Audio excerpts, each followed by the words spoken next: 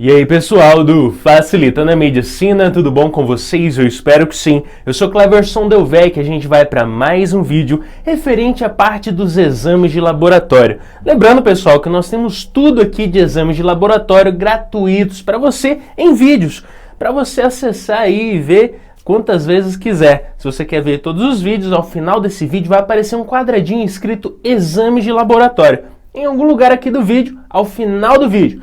Clica nesse quadradinho e vai aparecer tudo aí de exames de laboratório para você. E claro, eu convido você a participar aqui da comunidade, só clicar nesse botãozinho vermelhinho escrito inscrever-se. Clicou ali, você já faz parte aqui. Tranquilo? Chega de blá blá blá, se inscreve aí, já está convidado e vamos ao que interessa. Hoje vamos falar da taxa de filtração glomerular. Vamos entender como que ocorre esse processo, vamos entender a importância dessa análise para entender as funções desse rim. Então, o que a gente pode dizer assim de início? Bom, pessoal, muita gente não sabe ou não lembra o que é glomérulo, como que acontece essa filtração, e isso é importante. Então, vamos do básico ao avançado. Primeiro de tudo, o rim. Quando a gente fala de rim, logo a gente pensa em filtração de sangue, em formação de urina. E tá certo. Só que esse rim, em si, ele não faz isso. O que faz é uma estrutura que está dentro dele. É como se o rim fosse uma indústria. E as máquinas dessa indústria estivessem ali dentro. E quem são as máquinas do rim? Né? O rim é a indústria. E quais são as máquinas que estão dentro desse rim? Que estão ali fazendo o papel da filtração? São os néfrons. Os nossos rins têm muitos néfrons. Se você não lembra, olha aí o néfron. Esse é o néfron.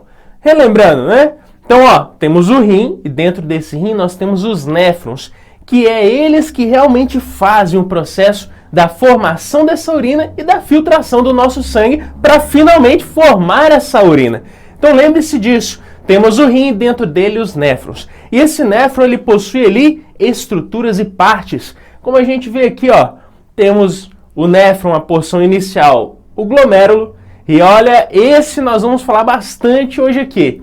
Temos o glomérulo com a sua cápsula de Bowman, chegando ali alguns vasos, né, o vaso aferente e o vaso eferente, que seriam as arteríolas, e vai seguir esse trajeto do glomérulo pelo túbulo contorcido proximal, alça de Henle, depois túbulo contorcido distal, e finalmente ali o nosso ducto coletor, que já vai ser a porção final, onde vai sair a urina, para depois seguir o trajeto aí até lá finalmente chegar na uretra.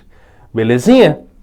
Então esse aí é o néfron, é a estrutura fundamental para que ocorra a filtração. Aí você falou, beleza, Cleverson, já entendi.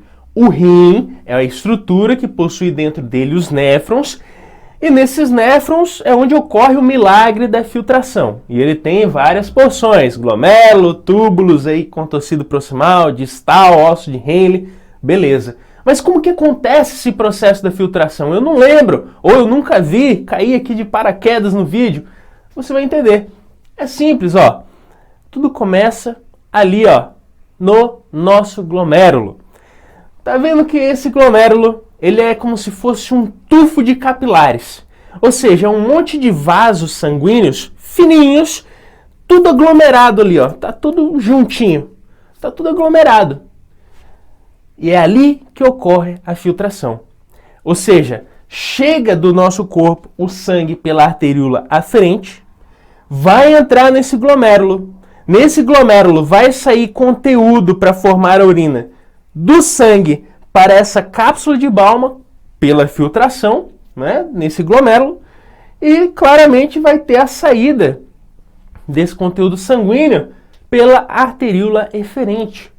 Então, conforme o sangue que vai passando nesse glomérulo, nós vamos ter a filtração, que vai caindo nessa cápsula, que depois vai seguir todo esse trajeto, túbulo contorcido proximal, alça de Henle, túbulo contorcido distal, ducto coletor, para depois eliminar a urina.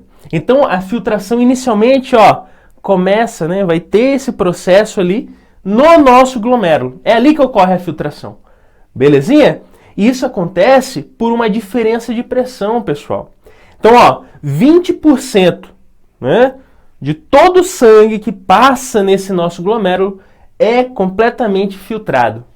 Lembrando, existe uma diferença de pressão.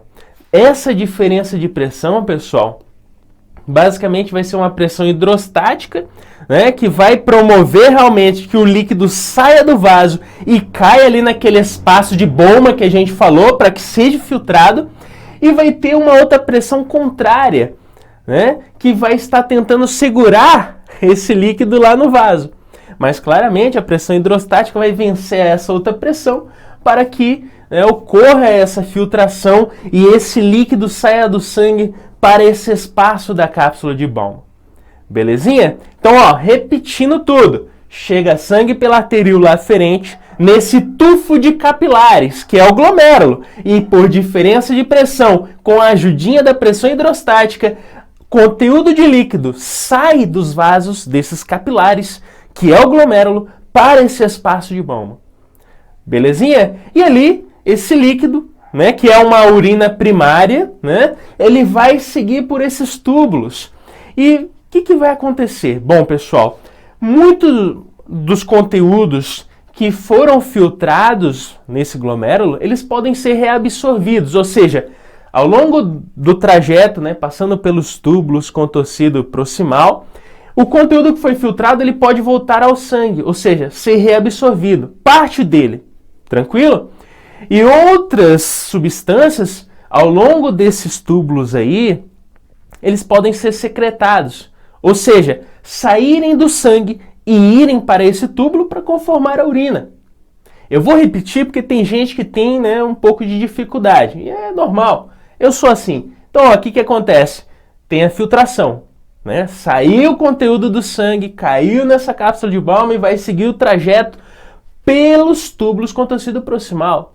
E ao longo desses túbulos, alço de Henle, túbulo com tecido distal, o que acontece? Reabsorção de parte desse conteúdo filtrado, jogando esse conteúdo que ia para a urina de volta para o sangue, de volta para o corpo. Já outras substâncias vão ser secretadas, né? Vai ser jogada nesses túbulos. Ou seja, o sangue, né, vai jogar esse conteúdo do sangue para esses túbulos para conformar a urina. E conforme vai acontecendo esses processos, nós formaremos exatamente a urina que vai ser eliminada aí no seu xixizinho. Belezinha? Então, o que é a urina? Deixando bem claro aqui para não restar dúvidas. A urina nada mais é do que o conteúdo que é filtrado, menos o que é reabsorvido, que a gente falou que volta para o corpo, mais o que é secretado, ou seja, o que foi jogado do sangue para os túbulos. E esse conteúdo formará a urina, que vai sair no xixizinho ali e tá tudo ok. Outro ponto também, pessoal, é que a permeabilidade desse vaso e a área deles pode influenciar também na filtração, o que é algo aí meio óbvio, né? Se tem maior permeabilidade, a filtração vai acontecer de forma mais fácil. Aí eu falo um fato chocante para você. Os glomérulos do nosso corpo vão filtrar aí cerca de 180 litros por dia. Aí você fala, como assim? Eu nem bebo isso tudo de água? Eu nem faço tudo isso de xixi? Como que eu não vou urinar 180 litros se vai filtrar 180 litros? É óbvio. Lembra que a gente falou? Grande parte do que é filtrado é reabsorvido. Imagina, se você urinasse 180 litros, você ia virar um camelo, nem camelo, né? Você ia ter que tomar uma caixa d'água por dia. Então, o que acontece? Tem ali a filtração, mas tem a reabsorção, né? Tem que reabsorver algumas substâncias que foram ali filtradas. Belezinha? Não se esqueça disso. Aí a gente entrando nessa parte de taxa de filtração glomerular, vamos dar uma olhadinha melhor nisso aí. Bom, pessoal, voltando para essa parte de análise clínica, nessa parte de exame de laboratório, e claro, envolvendo a fisiologia, que é muito importante, como que a gente pode saber se os rins, se os néfrons e mais especificamente os glomérulos estão funcionando bem? Porque nós falamos que quem faz o papel da filtração é o glomérulo. Então, se o glomérulo não está legal, eu não vou filtrar bem. Não vai estar funcionando ali. Então, o que eu faço? Eu posso fazer um teste. E esse teste eu uso por um marcador. Esse marcador é basicamente algo que eu vou ali apresentar a esse paciente, que basicamente vai ser filtrado pelos nossos glomérulos. E se esse marcador, que eu tenho como parâmetro para analisar se o glomérulo está funcionando, basicamente ele é filtrado pelo glomérulo e ele não pode, em hipótese alguma, ser secretado ou reabsorvido. Por quê? Porque eu quero testar só a função desse glomérulo. Beleza? Então, ó, nós podemos utilizar marcadores. Esses marcadores vão ali, de certa forma, mostrar se existe, né, um funcionamento normal do glomérulo. Por quê? Porque o marcador vai ser filtrado pelo glomérulo. E se ele sair na urina de forma normal, é porque o glomérulo está legal. Agora, se esse marcador tiver grandes elevações e concentrações no sangue, é porque o glomérulo não está dando conta. O glomérulo não está fazendo o seu papel. Mas, como eu falei, esse nosso marcador, ele não pode ser metabolizado, ele não pode se ligar a proteínas plasmáticas, ele simplesmente tem que ser filtrado. Ele tem que passar pelos nossos glomérulos e ser filtrado. E não pode ser reabsorvido e nem, de certa forma, ali secretado.